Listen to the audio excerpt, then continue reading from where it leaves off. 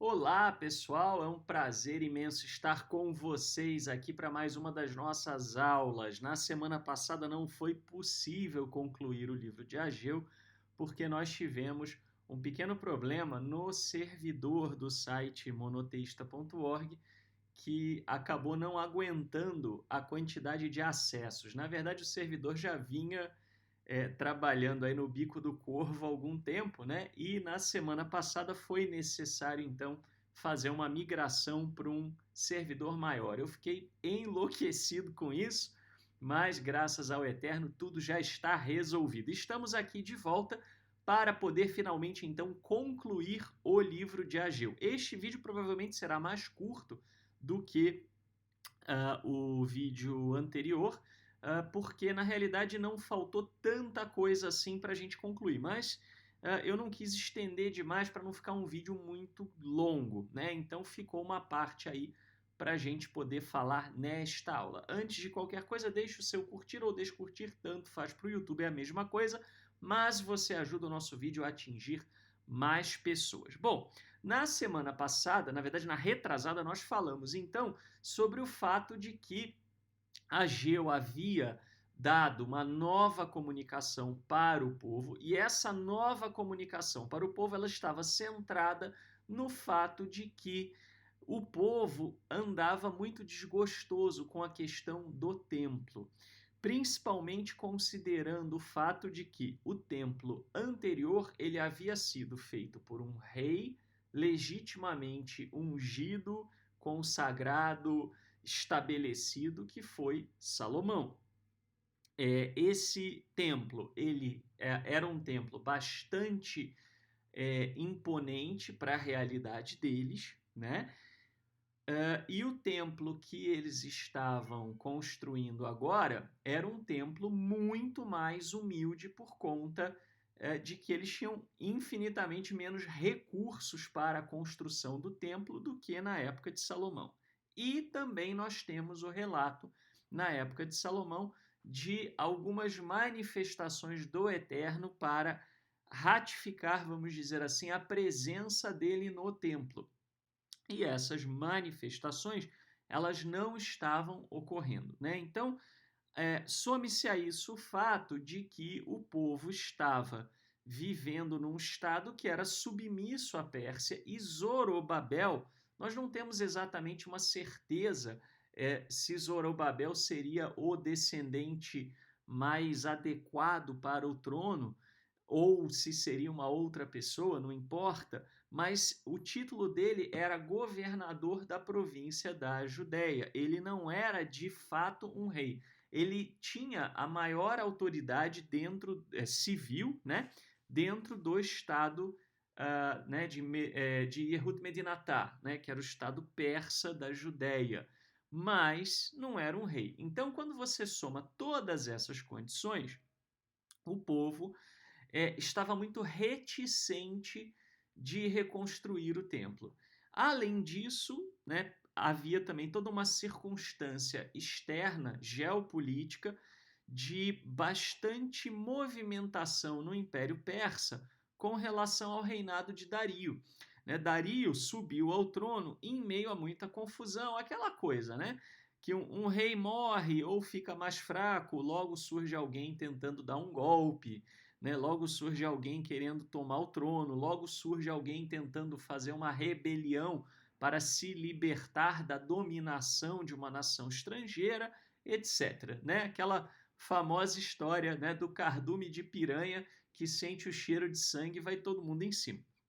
Então, Dario ele assume o poder numa época extremamente conturbada. Nós hoje já sabemos como essa questão ela termina. Nós sabemos que Dario conseguiu manter uma certa estabilidade no seu reinado. Sabemos que a Pérsia se manteve como uma potência mundial, né, um império até Alexandre, a época de Alexandre o Grande, que foi quem derrotou o Império Persa, mas Alexandre o Grande viria muito tempo depois. Nós estamos falando de um pouco menos de 200 anos depois, né? Então tinha muita água para rolar ainda, né, até chegar nessa época. Nós sabemos disso. Eles, naquela época, não sabiam, né? Então, eles estavam, vamos dizer, cercados, né, de incertezas, né? Então, assim,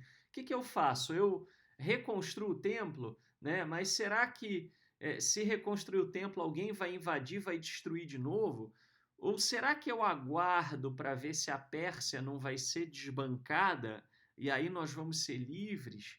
E aí um rei poderia efetivamente reconstruir o templo, talvez em melhores condições? Tudo isso passava pela cabeça do pessoal em Judá, né?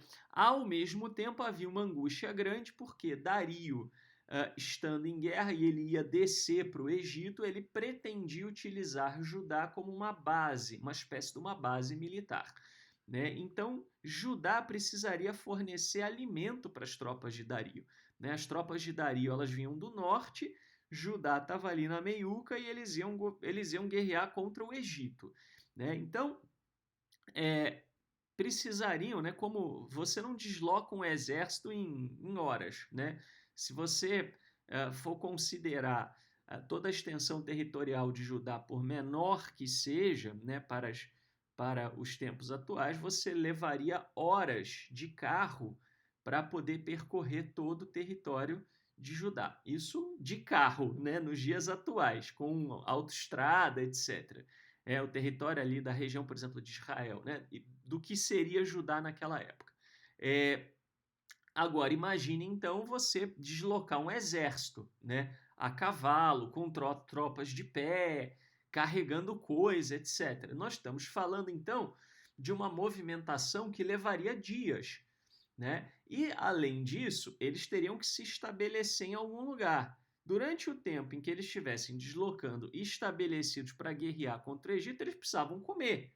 Tá? E o Dario estava contando com a colheita de Judá para poder dar sustento aos soldados. Agora, como é que você vai sustentar toda uma tropa se você tem uma região semiárida que está com dificuldades, né, de colheita, de plantio, etc., né?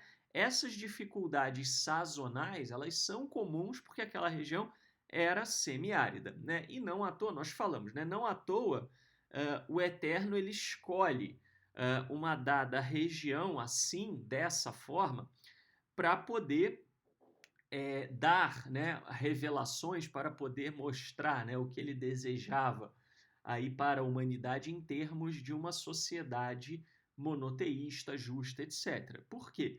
Porque se ele pega o pessoal simplesmente na região aí do delta do Nilo, etc., né, você tem uma situação muito confortável ali, né? Muito difícil você ter uma situação de uma seca, né, e de fome naquela região. Acontece? Acontece, mas é muito raro, né? Diferentemente da região ali semiárida, onde você teria uma dependência maior do Eterno, né? Então, as pessoas estariam mais propensas, vamos dizer assim, a avaliar a sua conduta e mudar a sua forma de agir. Tá? Muito bem. Então, dito isso, nós falamos na primeira aula, né, do quanto o Eterno estava dizendo, encorajando o povo: olha, não se preocupem com o fato de que o templo vai ser muito mais modesto, vai ser muito menor, etc. No tempo certo, ele vai ser expandido, né? Ele vai retomar a glória, ele vai ter uma glória superior à do primeiro, né? Podemos dizer. E de fato isso aconteceu, né? Se a gente pegar depois a planta do templo de Herodes, né? Muita gente, quando está acostumada a ver o segundo templo, né? A imagem do segundo templo, etc., na realidade, o que você tem, por exemplo, você jogar segundo templo no Google Imagens, vai aparecer a imagem do templo de Herodes, né? Mas o templo de Herodes foi uma expansão, uma reconstrução. Ele praticamente reconstruiu o templo, né? Por isso até tem gente que, né, por exemplo, considera que já seria um terceiro ou um quarto, ou seja lá o que for, né? Mas o pessoal convencionou chamar de segundo templo porque, na verdade, foi uma reforma e não o templo não foi redestruído, né? E se é que redestruído é uma palavra, não foi destruído novamente para depois ser reconstruído, né? Depois chegou a ser destruído, né? Depois, mas já com Roma, né? Já século I, muito depois, tá? Muito bem. Então, o povo estava naquela, e agora aí o Eterno encorajando, não, vai, constrói, né? E aí nós vimos, essa foi a primeira comunicação do Eterno. Aí nós vimos que o Eterno ainda falou sobre a questão dos sacerdotes, pediu para os sacerdotes falarem sobre a questão da pureza e da impureza, né? E o objetivo disso era dizer o seguinte, olha, eu não estou feliz com solução meia boca, né? Não adianta, vocês têm um altar e vocês estão oferecendo algo sagrado no altar, mas toda aquela, né, todo o entorno está destruído, não está consagrado, né, está repleto aí de impureza, etc. Né? E aí, tá? E aí nós conversamos também sobre o fato, né, de que na realidade essa era uma questão importante para eles, tá? Não é que o Eterno se importasse com particularmente, né, com questão de higiene e limpeza no templo, ou que o Eterno se preocupasse em ter um templo imponente, ou mesmo ter um templo. Né? Ele já disse isso em alguns momentos. Mas para aquela cultura era importante. Nós falamos muito disso na aula passada. Né? Para aquela cultura, se não tivesse algo assim, eles iam abandonar. Né? E eles iam acabar abandonando o serviço ao Eterno e acabando, né, por servir outras divindades e tal, montando pequenos altares nos seus locais de costume, né? E aí ia voltar toda a questão da idolatria, do politeísmo, né? Que nós já vimos em outras aulas que não é uma questão de intolerância religiosa, porque as divindades que eles adotavam ali, né, os cananeus eram divindades terríveis, sanguinolentas, e o povo tinha aquela ideia de que se eles agradassem a divindade, eles podiam viver como eles bem entendessem e estava tudo bem e que se lasque, né? Então, tudo isso daí, né, precisava ser combatido, né? É muito fácil para nós olharmos hoje sob o prisma ocidental, com uma série de coisas já entendidas, já reveladas, já aceitas, e julgar, né, o povo, tal. Eu recebo muita pergunta assim, né? Ah, mas Felipe, por quê? Poxa, que povo teimoso, que povo esse que... Nós estamos falando de uma outra realidade, né? É fácil ser engenheiro de obra pronta, né? Difícil é você ser um engenheiro antes de construir a obra, né? Então, é uma coisa que eles foram aprendendo gradualmente, né? Se você olhar para a Bíblia hebraica, você precisa ver isso, né? Entender em que momento as coisas foram escritas faz parte também para que você possa compreender como é que o povo gradualmente, né, foi melhorando o seu entendimento do Eterno. Bom, dito isso, então vamos à leitura. Então, né, como eu falei, da última vez ele falando, reclamando, né, o Eterno reclamando da questão do templo, né, usou a questão da pureza e da impureza cerimonial para falar do fato de que eles meio que abandonaram a construção do templo. Tá? Aí ele diz assim, a partir do 15, mas agora pensai em vosso coração. Coração, pessoal, na cultura semita é o centro do pensamento, tá? Então aqui não é pensar com a emoção, não é chorar, treme-treme, nem nada disso, tá? Mas realmente era o centro do pensamento, dos planos, né, das pessoas, para eles. A partir deste dia e para o futuro. Antes de colocar pedra sobre pedra no santuário do Eterno, qual era a vossa condição? Vinha-se um monte de grão de 20 medidas e vinha-se a um monte de grão de 20 medidas e havia apenas 10. Vinha-se a uma cuba para tirar 50 medidas e havia apenas 20. O que ele está dizendo aqui? Ele está ele está falando do futuro, né? Olha, no futuro vocês vão olhar para trás e vocês vão pensar no antes e no depois da reconstrução do templo, tá? E antes como é que estava? Escassez de alimentos, né? Até tinha alimento, mas tinha pouco, né? Então isso é ilustrado por essa linguagem que você chegava para pegar 20 e só tinha 10, né? Você chegava para pegar 50, né? E havia apenas 20, né? Tá parecendo salário mínimo no Brasil, né? Salário no Brasil, aliás, né? Normalmente sobra mês, né, no seu salário, né? É como aqui, mal comparando, né, era como se o camarada chegasse lá no dia 15 do mês e agora, né? O que que eu faço, né? Acabaram os meus recursos, tá? Só que aqui ainda é bem delicado, né? Porque nós estamos falando de comida, né? Não de salário exatamente. Mas então aqui, repara, né? Sobra a primeira, né, comparação que ele faz é 20 e 10 é metade, né? E aí depois ele agrava, né? Porque vai tirar 50, havia 20, né? Ou seja, menos da metade. O que que ele quer dizer com essa sequência, né? De metade e menos da metade? Está diminuindo, está caindo, né? A produção de alimentos está piorando, tá? E aí ele vai explicar, tá? Eu feri pela ferrugem, pela mela e pelo granizo todo o trabalho de vossas mãos. Mas não voltastes para mim, oráculo do Eterno. O Eterno está dizendo, fui eu.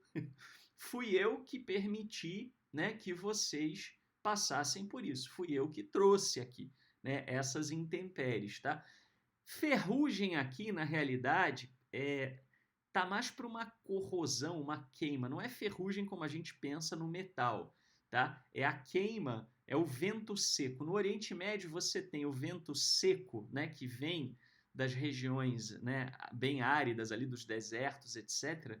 E dependendo do vento, se ele vier quente e seco, ele queima a plantação. Tá? Ele seca as plantas. Então, eles tinham uma preocupação muito grande com a coisa do vento seco e da queima. Tá?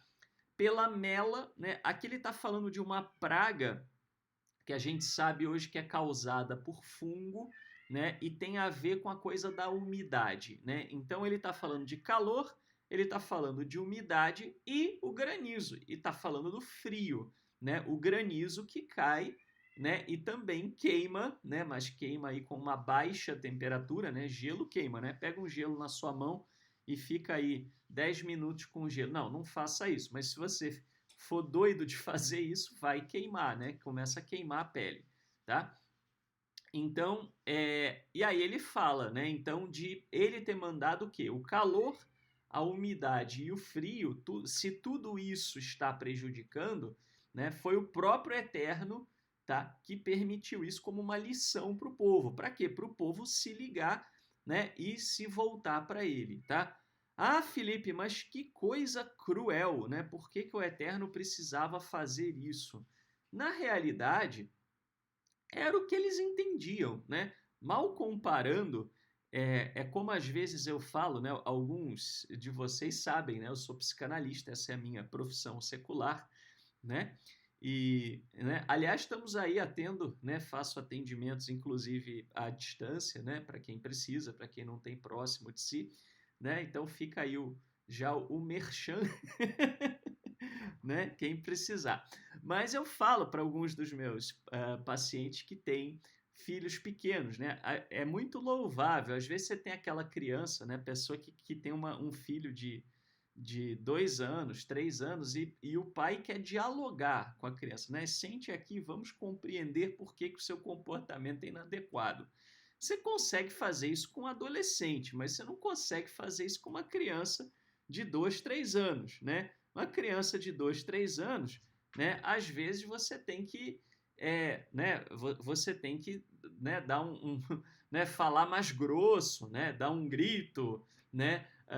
Ou mesmo que seja, né? Dar um tapinha leve, não para machucar, né? Óbvio, mas assim uma coisa para dar aquele sustinho, né? Assim na criança, para a criança saber que ela tem que parar, né? Óbvio, não agrida o seu filho, não estamos falando de agressão, que fique claro, tá? Mas o que eu quero dizer é o seguinte, você precisa de um comportamento um pouco mais duro até do que você gostaria, porque a criança não consegue dialogar, ela não entende, né? Não dá para você sentar e conversar sobre comportamento adequado com uma criança. À medida que a criança cresce, né, você vai conseguindo ter uma conduta mais branda, né? Você se tirou nota baixa na escola, você não precisa, né, chegar lá e dar gritos, né? Você pode tirar o videogame, tira o celular, né? Se é um adulto, você, né, que teve um problema, você senta, conversa, né? Então, toma medidas mais suaves. À medida em que a compreensão aumenta, você vai também tornando a coisa mais suave, tá?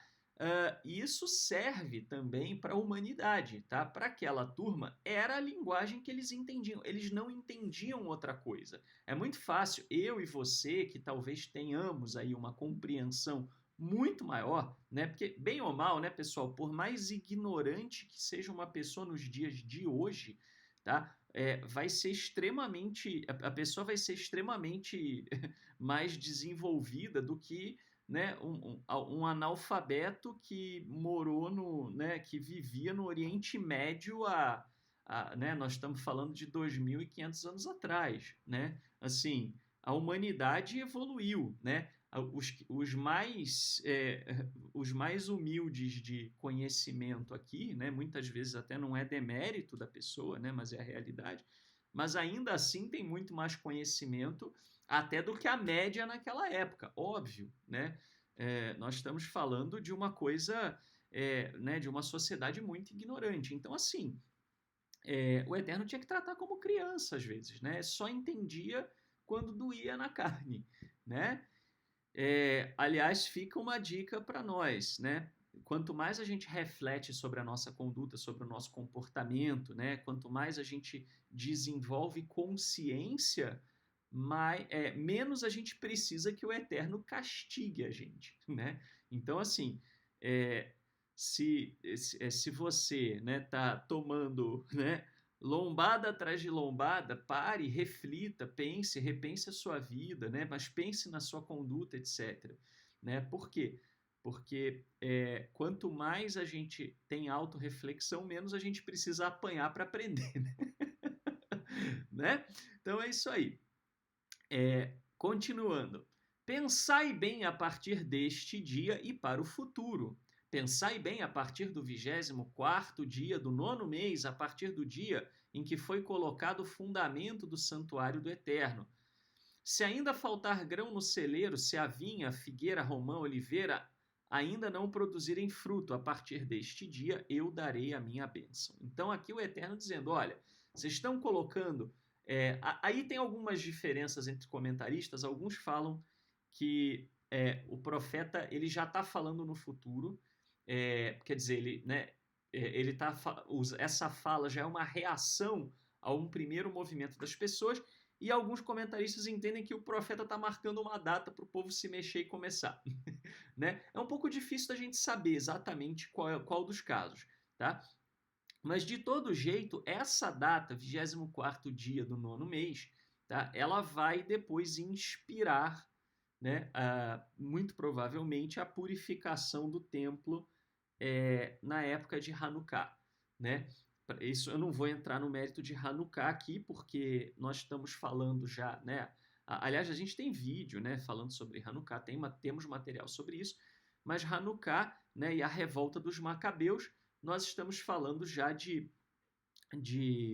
né, do século II antes da Era Comum, né? E aqui nós estamos no século VI, tá? Então, finalzinho do século VI, né? Para meados do século II, você tem um bom tempo aí, tá? Mas muito provavelmente houve uma inspiração aqui nessa data, tá?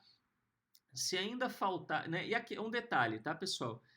Se você está no mês 9, final do mês 9, né? O que está faltando? O mês 10, o mês 11 e o mês 12. Estão faltando 3 meses, né? Se você está no dia 24, tá? Você está na última semana, né? Começando a última semana do mês, tá? Do 9º mês. Quer dizer, você está no último ciclo, você está no apagar das luzes, tá? Está no apagar das luzes indo para o inverno, tá? No apagar das luzes do outono para eles, né? Indo para o inverno. Aqui no hemisfério sul, se perdeu um pouco disso, né? No Brasil a gente já não tem muita estação muito bem definida, né? Um país tropical essencialmente. né? Mas principalmente, né, os calendários religiosos eles vieram para o hemisfério sul e, a meu ver, ninguém me perguntou minha opinião, mas a meu ver os calendários religiosos da maioria das religiões por aí, eles sofreram algo que fez com que eles perdessem um pouco do seu sentido original, que é a desconexão com as estações do ano, né? Então, basta ver, né? O exemplo mais visível para isso, eu não sou cristão, mas você vê o pessoal, né? Eu sou do Rio de Janeiro, né? Atualmente não moro no Rio de Janeiro, mas eu sou do Rio de Janeiro e dezembro faz um calor desgramento, né? Faz muito calor, né? Coisa de 40 graus. E o pessoal botando pinheiro, boneco de neve por causa do Natal, né? Assim, chega a ser meio ridículo esse aspecto. É que ninguém liga, né? Já tá tão na cultura que ninguém liga. Mas talvez alguém que olhasse de fora, né, não tivesse contato com essa cultura, acharia ridículo, né? Você tá botando um boneco de neve, né? No Rio de Janeiro já é meio complicado, né? Mas você põe um boneco de neve, um calor desgraçado, e você com o pinheiro, com o boneco de neve, né? Bom, talvez sirva para o psicológico pensar que está frio, aliviar o calor, né?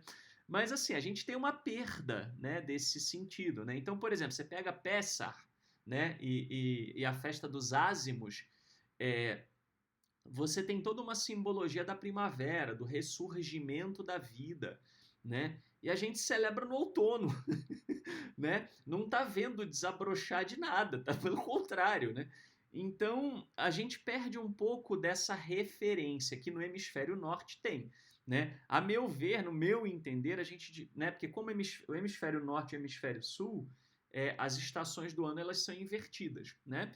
Se aqui é primavera, lá é outono, se aqui é verão, lá é inverno e vice-versa. Então, a meu ver, a gente tinha que estar alinhado com a estação do ano e não com a data de quem está lá em outro país celebrando, né? Porque teria a simbologia teria muito mais a ver. Mas ninguém perguntou minha opinião, então, né?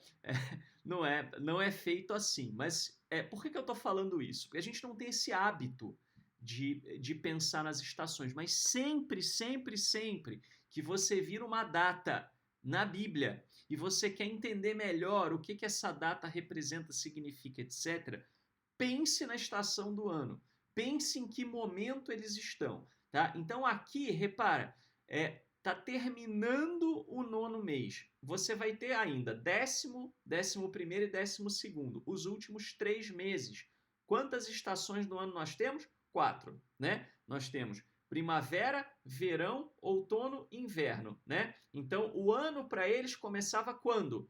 Né? Olha a importância de você entender isso. O ano começava na primavera. Então, já tinha passado primavera, já tinha passado verão, já tinha passado outono. Ia vir o quê? Inverno. Em Jerusalém, inverno neva, tá? Então, assim, outono para Jerusalém, né, para Judá ali, é a época da última chuva, né? E depois vem o inverno. Então aqui ele está falando da próxima colheita, tá? É como se dissesse assim, olha, vocês fizeram o santuário aqui, vocês colocaram a pedra fundamental. Colocar a pedra fundamental é a primeira coisa que você faz, tá? Então assim, olha o Eterno falando, entenda bem as palavras do Eterno.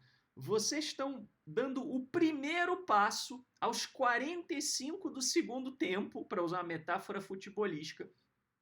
Aos 45 do segundo tempo, vocês estão dando o primeiro passo, tá? E ainda assim, né, já passou a época de plantio, já passou a época das chuvas, etc. Tá vindo aí o inverno, mas pode ver que vocês vão colher, tá? E isso é muito relevante, né? Por quê? Porque aos 45 do segundo tempo, né? Assim, vocês não tinham nada para esperar de diferente do que estava vindo, né? Então, vocês plantaram e estavam esperando uma colheita fraca, como tem sido. Mas vejam vocês como vai ser. Vai ser uma colheita abundante, né? Daqui a 3 meses, quando voltarem as estações, vocês vão ver.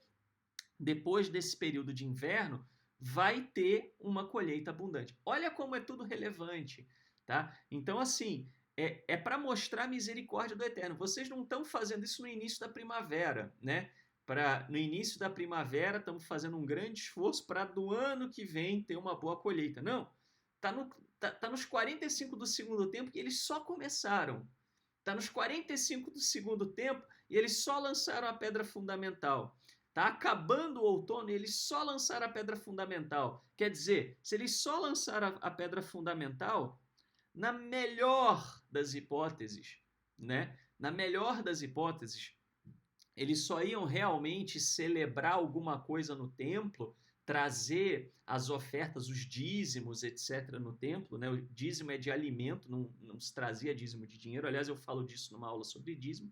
Eles só iam fazer isso no ano seguinte, na primavera seguinte, tá? E ainda assim, porque eles deram o primeiríssimo do primeiríssimo passo, aos 45 do segundo tempo, o Eterno ia honrar. Então, olha a mensagem de misericórdia. Por isso que eu falo, tem que entender a cultura, tem que entender o contexto, senão você perde, você passa por isso aqui batido e você não percebe o quanto o Eterno está sendo generoso e misericordioso aqui com eles. Né? Dentro de quê?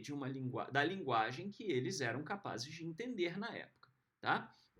Se ainda faltar grão no celeiro, se a vinha, a figueira, a romã, a oliveira ainda não produzirem fruto. Né? Quando você fala aqui ele está falando do grão, né? O grão era a base do alimento, né? Quais eram os grãos principais em Israel? A cevada, alimento do povão e dos animais do dia a dia, e o trigo, que era um alimento mais nobre, né? Um alimento mais festivo, né, ou mesmo das elites, etc. A vinha, né, uva eles usavam, mas principalmente vinho, que era sinônimo de quê? De abundância, de prosperidade, né? Figo, né, que era sinônimo do quê? O figo e a romã, né, dos frutos de verão, né? Eu não sei se a romã é de verão, o figo é lá, né, com certeza, mas a romã não sei, mas os dois são símbolo de abundância, né, de frutas, etc. E a oliveira, que era o óleo, né, que era outra grande base, né, para o alimento deles, né? Falando de ciclo agrícola, né, da agricultura, os alimentos básicos deles eram as frutas, os grãos e o óleo, tá? Muito bem. Aí ele fala: a partir deste dia eu darei minha bênção. Deste dia, olha, eu estou começando agora, tá? E vocês já vão ver na colheita, né? Porque se eu estou começando agora, no inverno, e eu estou começando numa época que ninguém espera. Ninguém espera que uma bênção vá começar no inverno. Inverno era época de morte, né? De destruição. Você pega todas as divindades solares, né? Você pega o ciclo aí de Osíris, de Baal, naquela época, né? Eles que representavam o ciclo do Sol, eles morriam no inverno para ressuscitar na primavera, né? Isso depois foi absorvido por outras religiões. Mas isso tem a ver com o ciclo solar, né? Então o ciclo, né, a vida morria nessa época. Então assim, você não está esperando nessa época uma bênção, tá? Muito bem. Então vamos a alguns comentários aqui. Uma nova fase. Esses versículos marcam a data do discurso do profeta como um momento decisivo. Tá? Então o comentário da Smith & Hughes, eles acreditam que o profeta está falando na data. Né? Ele não está falando não está marcando uma data para frente, tá? Isso não muda grande coisa para nós. Mas agora em Ageu serve uma função de transição. Veja 1:5, 2:4. A partir deste dia, marca este dia como um momento crucial a partir do qual uma mudança deve ser visível. É muito interessante, né? Marcar como data de mudança visível o começo de uma fase invisível, né? Em que a vida não é vista, né? Mas é realmente para servir de lição para eles. Com a colocação de pedra sobre pedra, o profeta espera que a situação mude para o benefício das pessoas.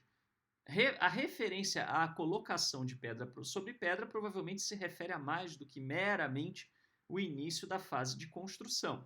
Estudos recentes demonstram que Ageu pressupõe uma cerimônia oficial de rededicação destinada a purificar o local do templo e o altar onde o sacrifício já estava ocorrendo. Então, assim, não era só começar a construção, era também santificar o local, purificar o local, considerar o local como local sagrado. Eles não estavam considerando como local sagrado por causa de todas aquelas questões que a gente falou. Então estava um negócio meio esquisito, porque ao mesmo tempo em que eles estavam oferecendo sacrifício para o Eterno, eles não consideravam sagrado, né? Por causa de todas as questões envolvendo o templo, né, e o governo de Zorobabel que nós falamos aqui. Um altar existiu nas ruínas do templo e algumas construções iniciais das fundações do templo podem ter ocorrido no tempo de Sheshbazzar. Ver Esdras 5,16. O livro de Esdras é importante, né, pessoal, para a gente poder ter essa visão mais histórica, né, de como é que foi o retorno do exílio. Mas aparentemente nenhum dos trabalhos anteriores foi completado na medida em que um ritual de purificação da área do templo poderia ter ocorrido. Quer dizer, eles nunca tinham chegado num ponto de santificar a área, né? de consagrar a área, de dizer, olha, a partir desse ponto aqui, esse local é sagrado. Tá? Então, eles teriam dado esse passo ou estariam prestes a dar esse passo nessa data estabelecida por Ageu. Tá? Muito bem. A questão das punições, as 3 punições aqui descritas, ferrugem, pulgão, né? Aqui ele traduz a mela, né, como pulgão, tá? Mas eu não sei se é exatamente o pulgão, mas é um fungo. E granizo, todas as formas típicas, né? Todas as formas típicas de correção divina na antiga Israel. A ferrugem é derivada do termo hebraico que significa um vento abrasador. O termo geralmente se refere ao vento quente do leste que sopra através da terra do deserto. O termo ferrugem refere-se aos efeitos debilitantes do vento, causando murchamento e destruição de plantas e grãos. Então esse é o comentário da IVP Bible Background, e é o que eu falei mais cedo, tá? É aquele vento do deserto, que é um vento quente e seco, né? Quente e seco, ele vem queimando tudo, ele vem destruindo tudo. Tá? Então eles temem muito esse vento.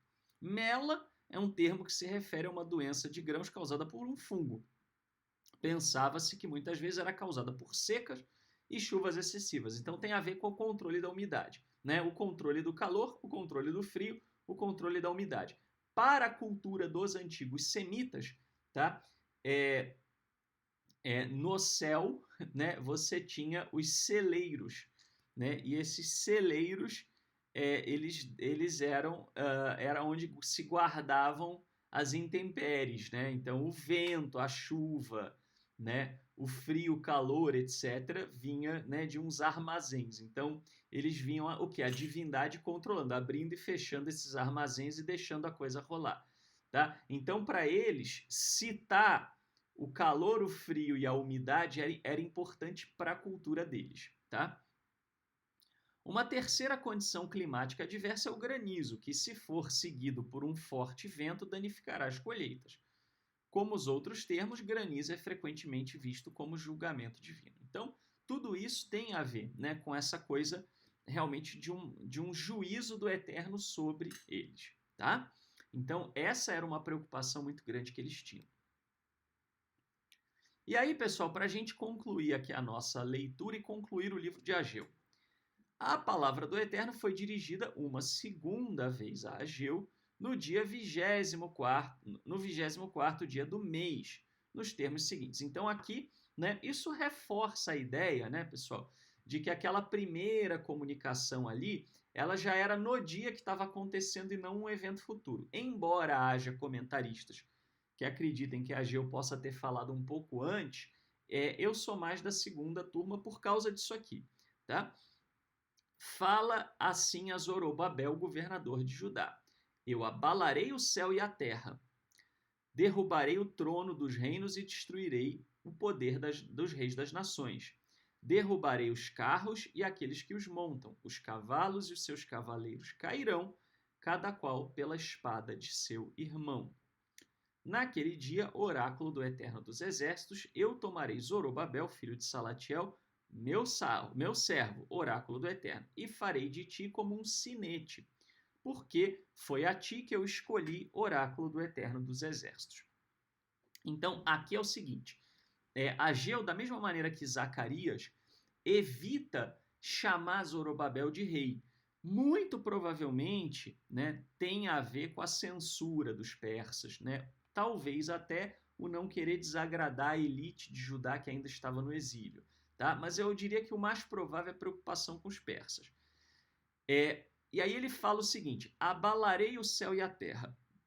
Isso aqui, pessoal, se você prestar bastante atenção, tá? Você não vai cair, né, na besteira que as pessoas caem por aí de achar que a Bíblia profetiza que, né, as estrelas vão cair, que a lua vai se encher de sangue ou vai ficar vermelha, aí fica caçando quando é que isso aconteceu, etc.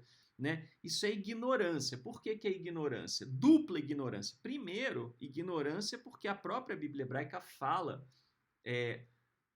para não se impressionar com os sinais nos céus. Tá? Então, se a própria Bíblia hebraica fala para não se impressionar com os sinais dos céus, não faz sentido a Bíblia hebraica dar sinal no céu, né, cidadão? Para e pensa, né? Assim, seria uma contradição. O próprio, se ainda fossem autores diferentes, profetas diferentes, você poderia supor até uma opinião diferente, mas nem é o caso, né? Os próprios profetas que falam sobre isso, você encontra essas críticas. Tá? O que são essas coisas? O que é o abalo dos céus e da terra, estrela cair, lua ficar vermelha?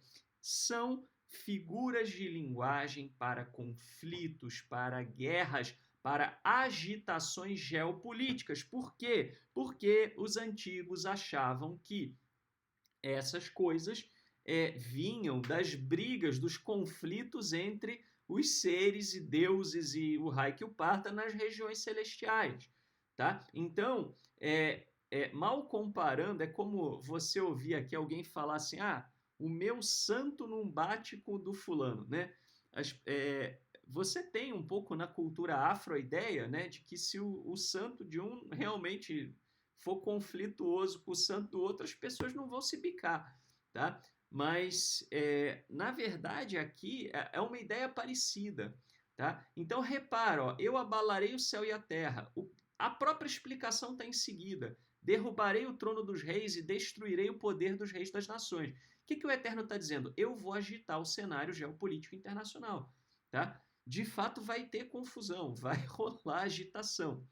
Derrubarei os carros e aqueles que os montam, os cavalos e os seus cavaleiros cairão, cada qual pela espada de seu irmão. O que ele está falando? De guerra e nações aliadas que vão se voltar umas contra as outras. E que o Eterno vai estar por trás disso daí. Tá? O próprio Eterno, ele está no controle, né? Isso era importante para o povo entender, porque o povo tinha medo, né? Alguns ainda tinham aquela visão do Eterno como uma divindade local, tá? A ideia do Eterno como, né, o rei das nações e acima de todos, literalmente, e não como uma coisa poética, né, para honrá-lo, tá? Mas literalmente como a única divindade e o rei das nações, isso não chegou ao entendimento deles da noite para o dia e não foi amplamente aceito fazendo plim. Tá? Demorou para chegar nisso. Então, muita gente ainda pensava que o Eterno era a divindade daquela região, ele era a divindade de Judá. Tá? Então, né, tanto que a ideia de falar, né, Elohei Avraham, né, o poderoso de Abraão, Elohei Isaac, né, o poderoso de Isaac, o Elohei Yaakov, no hebraico bíblico, né, então, e o poderoso de Jacó, né, o ser, né, que tem autoridade sobre, né, isso daí tem a ver com isso, né, com a ideia de que os deuses eles eram específicos de regiões, de tribos, etc. Tá? Demorou para eles entenderem que o fato do Eterno ser o Eterno de Israel não quer dizer que seja só de Israel, né? Mas de toda a humanidade, de todas as nações. Demorou muito. Então eles tinham medo que os conflitos em volta estivessem nas mãos de outras divindades que estavam lá brigando entre elas. Então, quando o Eterno diz que ele vai derrubar, ele está dizendo o quê? Que é ele que age, né, no cenário internacional. Da mesma forma que outros profetas vão dizer mais explicitamente que só existe o Eterno e nada mais. Tá? Agora, para eles era importante aqui esse entendimento. Por quê? Porque eles estavam com medo de que as guerras pudessem interferir. Né? Como é que eu vou reconstruir Jerusalém, etc., com medo de guerra? Como é que eu vou reconstruir Jerusalém pensando que, de repente, era melhor esperar Judá estar liberto por conta de questões geopolíticas e aí, em outras condições, em condições muito melhores, eu vou reconstruir Jerusalém, vou reconstruir, na verdade, mais especificamente do que Jerusalém, aqui estamos falando do templo. Tá? Embora a questão de reconstruir Jerusalém também surja em Ageu, né, um pouco antes, em outros profetas também. Tá? Então, o que ele está falando? Olha, eu vou agitar, vai ter confusão, vai ter conflito, tá? Mas eu vou assegurar o seu governo, Zorobabel, né? Farei de ti como um sinete, né? O que é um sinete? É um símbolo de autoridade, né? Um anel com selo, né? Alguma coisa que indicava realmente uma autoridade. Então, assim, eu estou confirmando você, Zorobabel, tá? Eu estou confirmando eu estou confirmando que eu escolhi você, tá? Porque alguém poderia pensar nisso, né? Os reis, eles eram escolhidos, né, pelas divindades. Isso muito antes até da Bíblia hebraica já era da cultura deles, entenderem que os reis eram escolhidos, né? Quando não eram parentes diretos, né, das divindades, mas era da vontade da divindade, tá? Então havia essa questão, será que o Eterno quer Zorobabel, né? O templo ele tem que ser construído por um rei. Será que esse é o rei? Mas será que foi Zorobabel, foi escolhido pelo Eterno? Porque ele não foi ungido rei, né? Ele era governador. E aí, nós aceitamos? Isso é uma imposição de fora? É de fora para dentro ou também é de dentro para fora? O Eterno também está apoiando. Então, isso aqui servia, tá? Para quê? Não só para encorajar Zorobabel, mas para mostrar para o povo, para o próprio povo, que o Eterno estava não só no comando, como também o próprio Eterno estava com Zorobabel. O próprio Eterno estava, aceitava Zorobabel, aceitava a liderança de Zorobabel, aceitava que Zorobabel estivesse no comando da situação. Tá? Então, isso é muito importante de entender, né? Porque ele precisava, o Eterno precisava, vamos dizer, fortalecer, né, a confiança do povo em tudo, tá? No templo, mesmo sendo mais humilde, no fato de que era importante começar, no fato de que podia santificar aquele local que o Eterno estaria ali, mesmo sendo uma coisa mais simples, né? E que Zorobabel realmente ele deveria ser respeitado como escolhido do Eterno, tá? Embora Ageu não vai chamar ele de rei, como Zacarias, que era contemporâneo de Ageu, também não vai chamar Zorobabel de rei, pelos motivos que nós já falamos aqui, tá? Então, pessoal, para a gente concluir os comentários, no comentário da Smith & Hewins, o livro se encerra com a linguagem fragrante, né, que cheira às tradições monárquicas de Israel. Então, assim, tem aquele ditado americano que fala, né? Se tem cheiro de cachorro, late como cachorro, abana o rabo como cachorro, provavelmente é um cachorro. Então, aqui você tem o cheiro, né? O latido, o abanar o rabo, não do cachorro, né?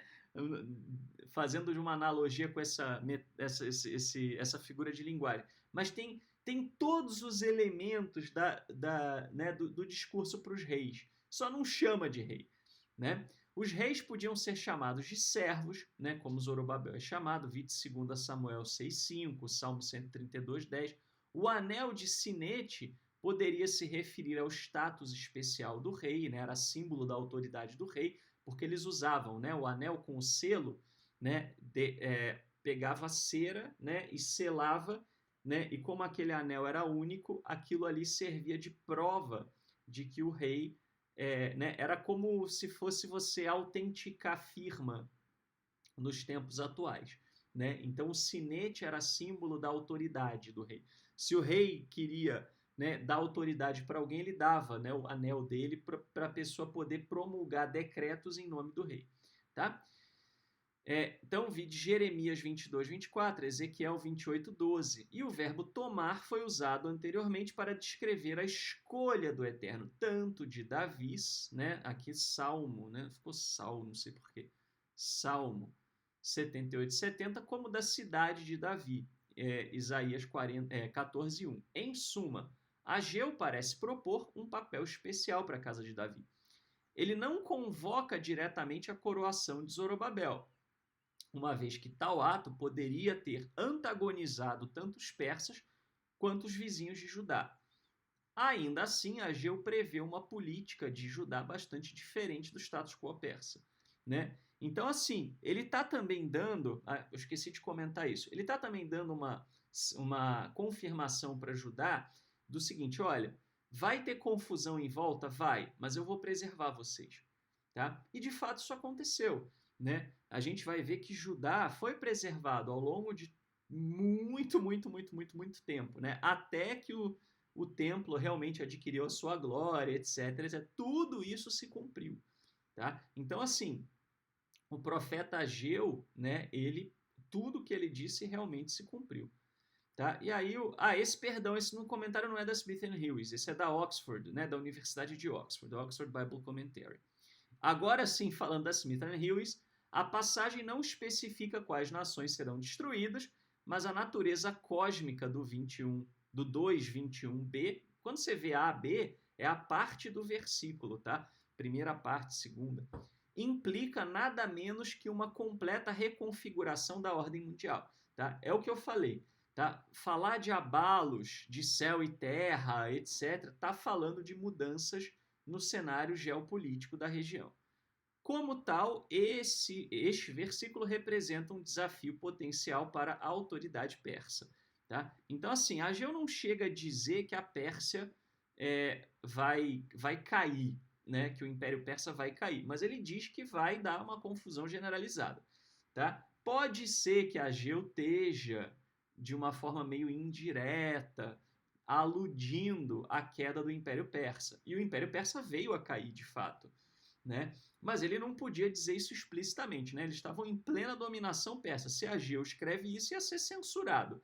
Mesmo que Ageu não fosse morto por isso, e ele corria um risco grande, o texto não ia sobreviver, porque ele ia ser tirado de circulação. Tá? Então, muitas vezes também, os profetas, determinados detalhes, eles falaram de uma forma um pouco mais velada, tá? Por causa disso. Então, assim, ele está garantindo isso, né? E aí vem a questão, né? Alguns falam, será que Ageu tem alguma profecia para o futuro? Olha, pode ser que você encontre por aí um comentarista que tenha essa visão, tá? Mas eu particularmente não vejo muito como, tá? Porque todos os eventos narrados por Ageu, todas as profecias, etc. Primeiro que Ageu escreve muito especificamente por um dado período, né? E segundo, porque tudo aquilo que Ageu escreveu, de fato, veio a acontecer, né? De fato rolou, tá? Tudo isso, né? O reengrandecimento do templo, a coisa das agitações e guerras, né? No Império Persa, né? Etc, etc. Tudo que está aí, de fato, a gente consegue, olhando, né, encontrar um cumprimento. Lógico que você tem sempre algum comentarista que tem opinião de que alguma coisa, né, seria para um futuro, mas a meu ver, a maioria das vezes em que você tem passagens, né, e que as pessoas acham que é para o futuro, é pela vontade de achar, muito mais do que por indicativo da profecia em si. Tá? Embora haja, né? Não é que não tenha, mas em muitos casos, na minha opinião, falta um pouco de boa vontade de corresponder com os eventos já ocorridos, porque é muito mais interessante imaginar que ainda tem um monte de profecia por aí para se cumprir. Né? Tem algumas, mas a grande maioria não se referem. E mesmo essas algumas que tem, né, dá para interpretar como coisas que, né, se referem mais ao passado do que ao presente, mas isso é tema para um outro estudo.